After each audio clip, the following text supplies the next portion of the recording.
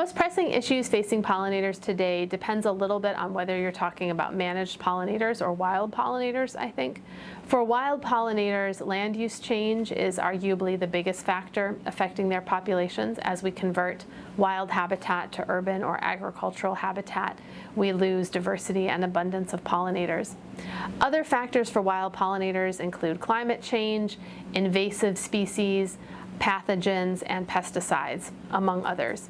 For managed pollinators, many of those factors are also important, although pathogens and pesticides may arguably play a greater role because managed pollinators are often brought into landscapes in which pesticides are applied, and they also tend to be social and in large populations or colonies, so pathogen prevalence can be a bigger issue. One of the things that we do in the lab is look at the pollination of plants, crop plants and wild plants. We ask a variety of questions related to plant pollination, including what insect is most effective at pollinating the plant, and under what conditions does the plant receive more pollination.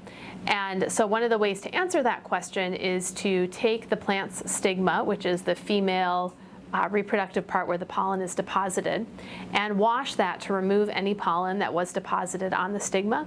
We then take that wash and condense it down and put it on a microscope slide so that we can count pollen grains. And that tells us what insect was most effective at depositing pollen and under what conditions do you get more pollination.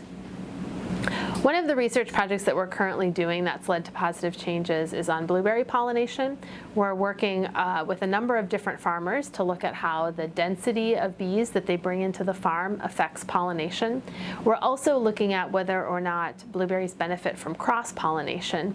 And if they do, then you need to have different blueberry genotypes or cultivars within the field in order to have cross-pollination.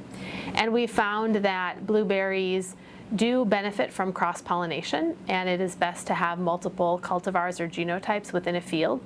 And we have, just in the past couple of years, seen farmers that are starting to put in more mixed cultivar or mixed genotype plantings to achieve that cross-pollination.